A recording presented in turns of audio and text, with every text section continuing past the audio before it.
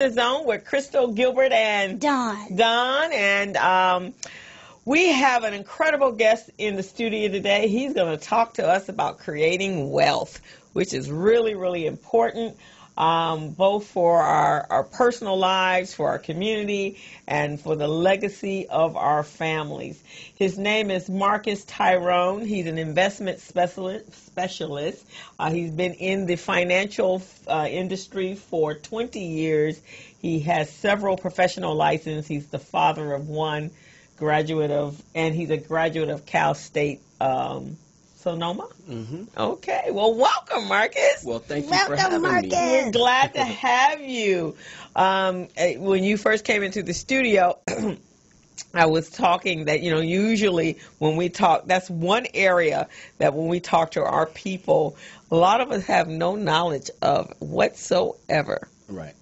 And if they work for corporations, like right now, you work for corporations and you allow them to invest your money. Right. So right now, some of them are taking some real big hits because you can't. One thing I do know is that when your pension plans are invested in corporate pension funds, that's like a big mammoth elephant moving, so it doesn't move fast. Right. And so, but if you don't understand where and how they've invested your money, you could really lose a lot of. You're absolutely right. And people in 2008 lost a lot of money.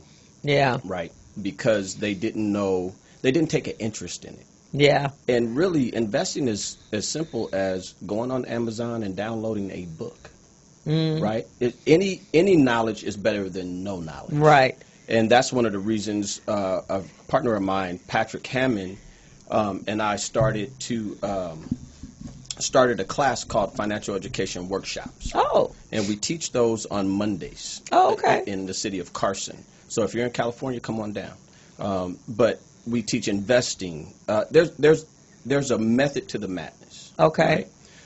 And getting back to 2008, the reason these big pension funds and big 401k funds can't move is because there's so many different people involved in the process. And the first thing is you have to know how to pick your funds. You have to know how to pick your portfolios. We teach you how to do that. Okay. Right? And that's really simple. It's just knowing a few simple concepts like small cap versus large cap, mid cap. What a bond is, what a government bond is. And so just knowing those few little things will teach you how to pick your portfolio at your job to get the most out of it. Then what we also find is in those large portfolios, those large companies, is they're not really managed. Okay, so you put your money in and it sits there. But there's no one there actually watching your portfolio. So if you do a few simple things, I'll give you the process. I'll give the people the process to investing. It's really simple. Your 401k to match. You usually don't want to put more money in your 401k than what they match. Okay. Because the interest rates are usually very low. Okay. Because you've picked the wrong portfolios. Right? Then secondly, you want to have a Roth IRA. Now, how many people know about Roth IRAs? They've been around since 1984. But they're a tax-free investment. I don't know what camera to look in, but right there. It's a tax-free investment for you. So when you go to withdraw it at age 59 and a half, which is the legal age, you can start withdrawing money. All the growth there is tax-free. Oh. But they're not all created equal. Yes. So what's the difference in between a regular IRA and a Roth IRA? Okay, so you have a traditional IRA and you have a Roth IRA. A traditional IRA, you can take a tax deduction off your taxes, right? But with the Roth IRA, you can't. Okay. Right? But they both grow tax deferred. And and then when you get to the end of the Roth IRA, all the interest accumulation is tax-free. When you get to the end of a traditional IRA, you owe taxes. You owe taxes. So a Roth IRA is the best thing to have.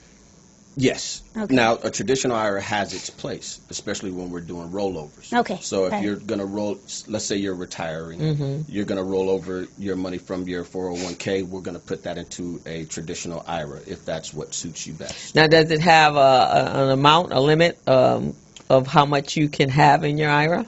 No. So, well, your contribution limit. Yeah, your contribution limit. So each one is $5,500 a year. Okay. Under the age of 50 and over the age of 50, it's $6,500 a year. Okay. Now, but when you're doing a rollover, you can put the whole money as much as you want in it. Oh, but let me get back to the process to investing. So you have your 401k to match. Then you have your Roth IRA. Now you need a self pension. What is a self pension? It's an annuity. But those are specific to a specific group. Okay, and why if people in their 60s and 70s will go, I don't want an annuity, because back in the day they were horrible. Right. Okay. But now they've caught up with the times per se. Okay. And they have a place. The reason you want to have an annuity is for lifetime income. That's what an annuity is for. Okay, and then you want to have it. Now, if you're able to accomplish 1, 2, and 3, now you want to go back to your 401k if you're still working and max it out. Most people don't know that they can max out their 401k. You can max it out. If you're under the age of 50, it's $18,000 a year. If you're over the age of 50, it's $24,000 a year. And so, if I were let's say I was in my 30s or in my 20s and I'm now working for a company, it's never too early to really understand what you need to do to retire if you plan on retiring by 65, right? And it's probably better to plan that early and be much more involved in that process, especially if you're working for a company, right? Right. So if you can start at 18, which is the legal age, you can actually sign up for anything. Start at 18. Okay. So for our listening audience today and our viewing audience and someone who wants to make 2019 a very good year financially, want to start investing, they want to create multiple streams of income for themselves, what do you suggest the first thing they do? The first thing they do is call me and come and sit down. That's a good thing. That's the first thing you do is call me. And how can they reach you? They can reach me at 562-881-8126. That's 562-881-8126. I'm about education. I don't want you to do anything until you're educated, until you feel comfortable, until you feel like, wow, okay, I get it. So come to our classes, our financial education workshop classes. The next one is on Monday. At what time? 7 p.m. Okay. In Carson. And if you call that number or text that number, I'll send you out the address and the flyer so you can make it. The first thing you need to do is resolve yourself that it's not going to be pretty in the beginning. Right. Okay. Because everyone's looking for the one big thing. Right. And I equate investing to like Tyson Bedford or Naomi Campbell. When they were 3 or 4, they probably weren't that cute. No. I don't know. No, Tyson really. Bedford might have been adorable. They could have been. But You said who? Tyson Bedford. Oh, okay. Yeah, he might have been an absolute dream when he was at 2 or 3. I don't know. But once you gave them time to mature, time to grow, time to grow into their heads, right? Because most of us have their heads. Right, when you're baby. But at 25 and 30, oh my God. Yeah, right, exactly. That's investing, though. You're going to start with $50 a month. By the end of the year, you're going to have $600 plus a little interest. That's your first year. Now, your 10th year, you're like, oh, this might be okay. But by year 25, you're looking pretty daggone good. Yeah. Okay. Right? Which is what you're doing it for long term. It's not for short term, right? And there's 3 different basic accounts that everyone should have. We can get into that at a later time. But there's a process to all of this, right? Now, did you go to school to be in financial planning, or was there a different route? How did you get into this? I took a different route. I started out after I graduated from college with a BA in communications, right, public relations. I got into sales. Right. I started in car sales. Okay. And I was horrible. So they put me in finance because I was always asking questions. Oh, okay. Right. And from finance, the finance office at the car dealership, I went to mortgage loans, then to a mortgage banker, then to become a business banker with a prominent bank that everyone knows, and to what I'm doing now. But my earlier career was, I hated it. because I was always putting people in debt. Everything that the financial service industry does is debt. Think about it. Your car loan, student loan, everything. You can borrow money from your 401k. That was the worst thing they could have ever done. Yeah. Right? Yeah. So the financial service industry is built on debt. It's not built on making you prosperous or wealthy. Right. So what we're teaching is how to get out of debt, right? Nobody ever wants to come to that class because, well, how am I going to look like I have money if I'm not spending? Right. So we want to get people out of debt. Then we're going to show you how to invest. Awesome. Yeah. So how long are your classes? They're about an hour and 15 minutes of solid information. Okay. Then we have about a 15-minute question and answer, and then we kick you out the door. Okay. Because we want you to come back. Okay. Right? We don't want it to be a 3-hour class. Yeah. Is there a like a 6-week course? Or yes. So, and I'll give you guys one of these flyers, but session 1 is an overview of the whole entire course. Then we go into properly protecting yourselves with life insurance. Right. Then we go into debt elimination, then investing, then budgeting, and money consciousness. Yes. Because a lot of us in our community don't have money consciousness. Right. Exactly. Right? And then we go from money consciousness to we give all of our people a challenge. Yeah. Now, it's a 30-day challenge. Okay. Right? And we stole this from another prominent person because it works. Yes. Right? We want you to get properly protected. I have a philosophy with life insurance. I believe that they would stop killing young black men if we all had life insurance. Because if we had life insurance, they would be creating black wealth. Yes. Yeah. Right? Yes. I agree. So if you want to stop us from getting killed, y'all, go get some life insurance. Right, because life insurance is income replacement. It's income replacement. Right. Exactly. Because then you have a value. You put a value, and there was a I'm going to get his name, but there was his name is and I don't know if you've ever heard of him, but he became the first black millionaire, and his name is A.G. Gaston. A.G. Gaston. Yeah. Yes. So he was the first black man, and he did that by selling insurance and cemetery plots. Yes. Right. And then he became extremely involved in the civil rights movement. But and we're talking in the 1800s in the Deep South. He when he died, he was the grandson of a slave, but he died with a value of over $130 million. Wow. And that's in the 1900s. Those stories of black millionaires and prominent black people who have created wealth long before we came along are in a book that I read a couple of years ago by Dr. Dennis Kimbrough. Is it the Millionaire? Not the Millionaire Next Door. My goodness, I can't think of it. But it was written by Dale Carnegie. The Black Choice? Think You Go Rich? Yeah, The Black Choice? Think You Go Rich, a Black Choice. Yeah, they're in there. All of those stories are in there, and I'd suggest anyone who likes to read or who wants to even start thinking about building wealth to go pick that book up. Yes. Right? Yeah. The Black Choice. Yeah, that's it. In fact, somebody recently asked me what was one of the best books that I read, and that was one of them. Yeah, and from that in February for the show, for the whole entire month, I identify all the black business owners that were wealthy or millionaires. And in fact, I just heard that, and I'd love to get him Skyped into the show, a young man who just recently purchased. He owns Shea Moisture, which is the hair co-product. Friend of mine. Yeah, well, he actually just bought Madam C.J. Walker's house, and he's now turning that into an incubator for women entrepreneurs. Fantastic. Yeah, isn't that awesome? That's awesome. To have the foresight to do that is phenomenal. Right, exactly. So he bought the mansion, and that's what he's going to do. Fantastic. And that's that legacy stuff, right? Because a lot of times,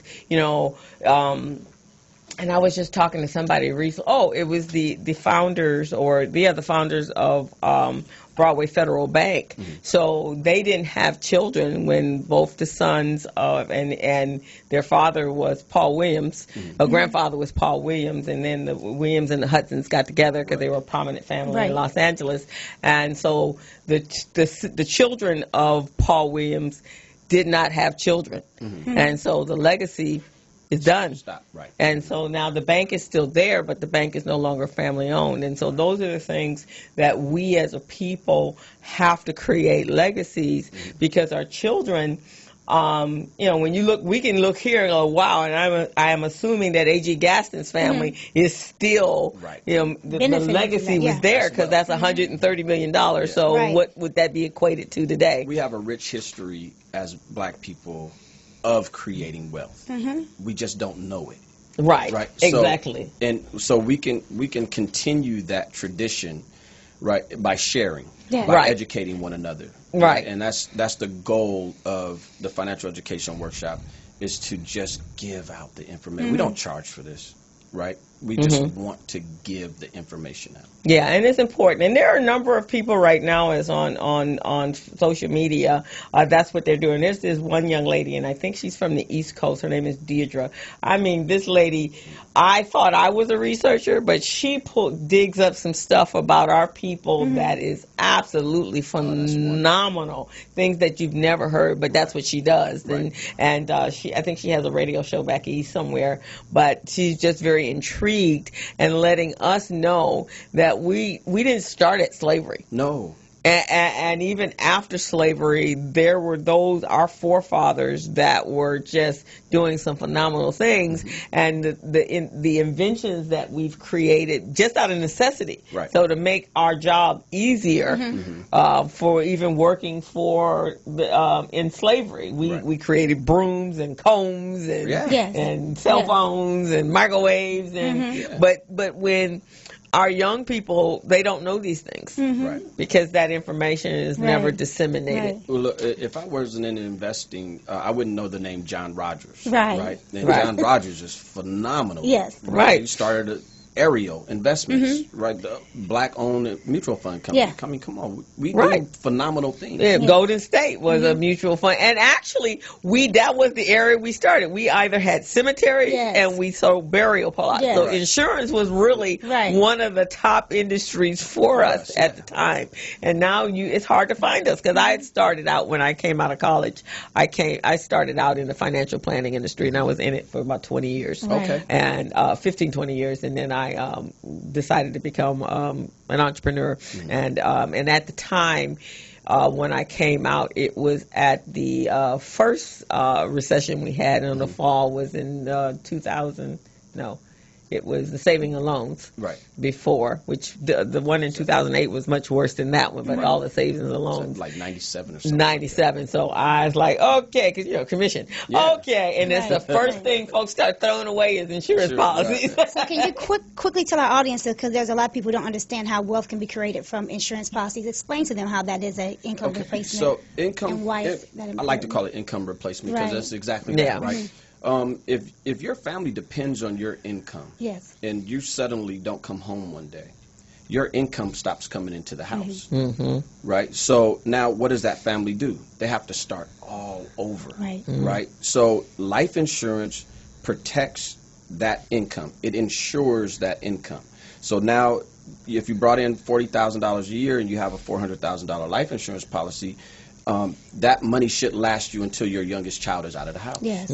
Right? And that's what life insurance does. But not all life insurance is created equal. Right. And if you come to my class, I'll teach you how that works. Tell you how that works.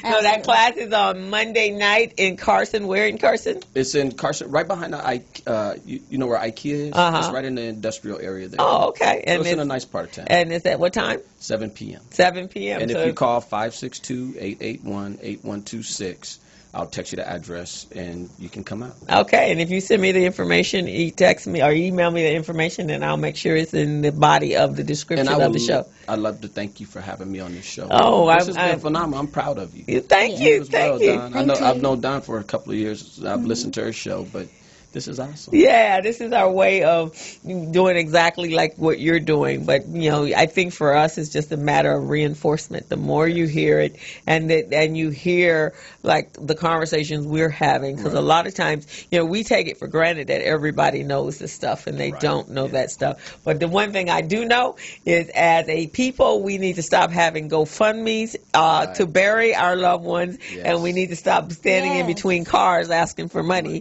when we lose a loved one. We need to plan, because as my aunt used to say, death is inevitable. It's going to hit all of us. And so when she was preparing people, and she's a grief counselor, you have to be prepared for that.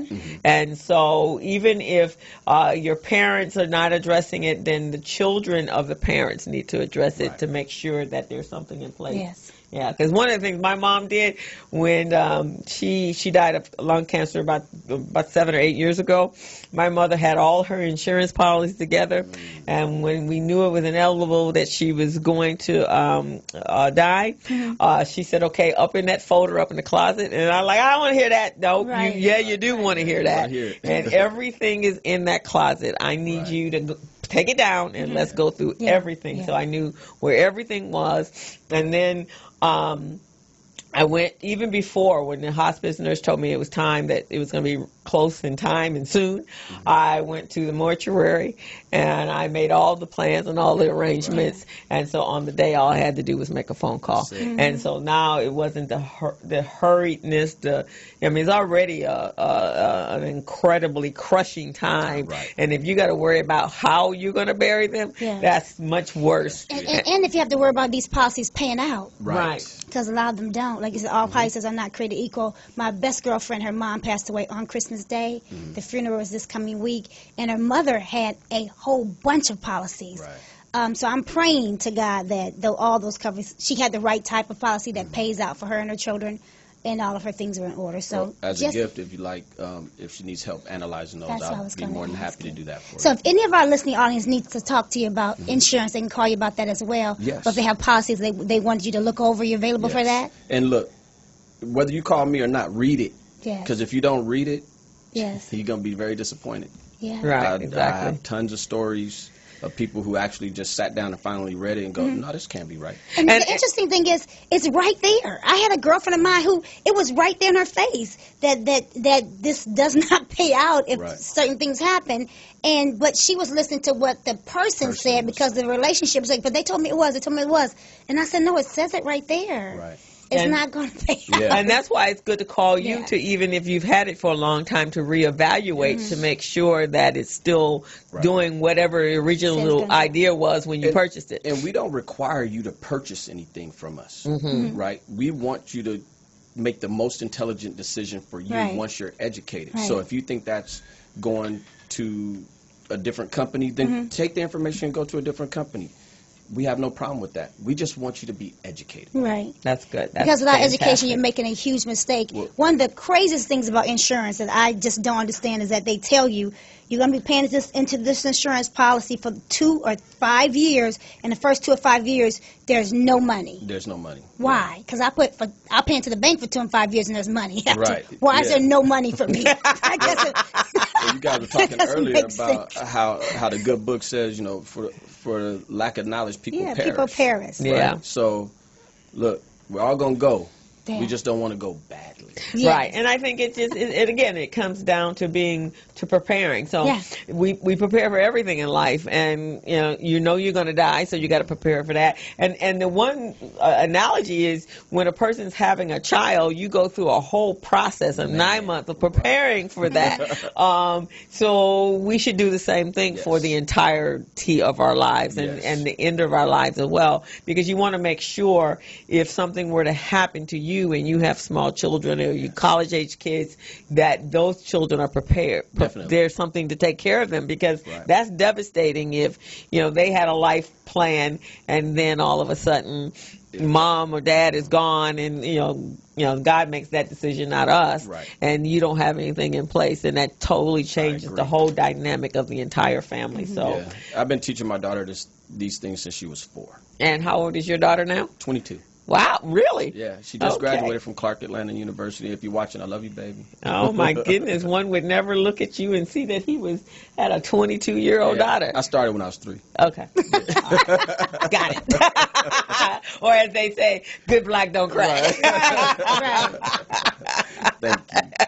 But, yeah, so if anyone has any questions, I don't know if they have any questions coming in on your Facebook or on the website. I asked you a couple that we did already. Yeah. Fantastic. So we will make sure, though, so when the show goes live, but it's on YouTube. Okay. And so I will edit it and I will send you the clip. And then we will be marketing it out as well. Fantastic. So, and I'll make sure I get your information. Yes. You can even send me that electronic card of yours, and I will make sure that we market that for you. And I hope you have me back. Oh, we definitely will. In fact, Patrick gonna text me. We'll do a free policy review at the workshop. Don't be trying to get in on all this, Patrick. Don't be trying to get on what's going on over here. That's my partner right there. Good job, Pat. And I actually would, I do a lot of workshops and classes, and my area of expertise is accounting and for small business owners. And so maybe we can have you come out and even have you come to Recycling Black Dollars. We have a breakfast mixer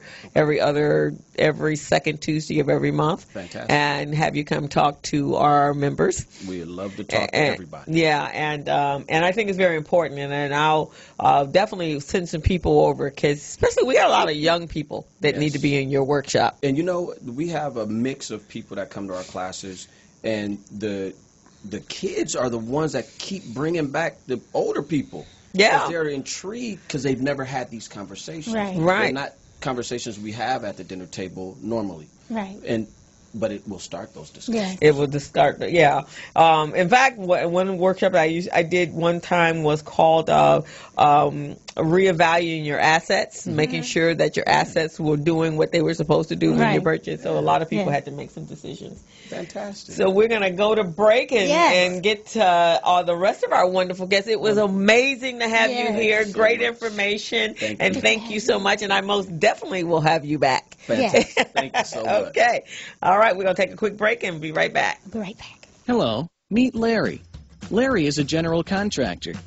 Larry is very good at his craft, but Larry has a very tough time managing his paperwork because he is busy taking care of his clients' needs. Larry just cannot find his important business documents when needed.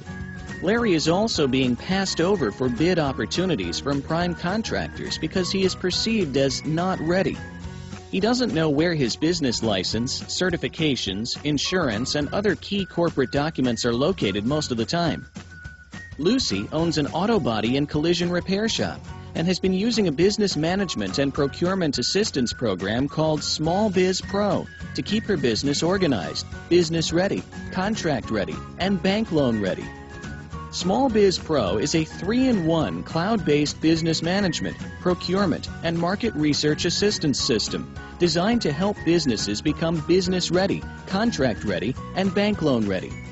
It also provides back-office operation solutions for small businesses. Lucy is able to stay ahead of her competitors because she uses Small Biz Pro to manage her business daily.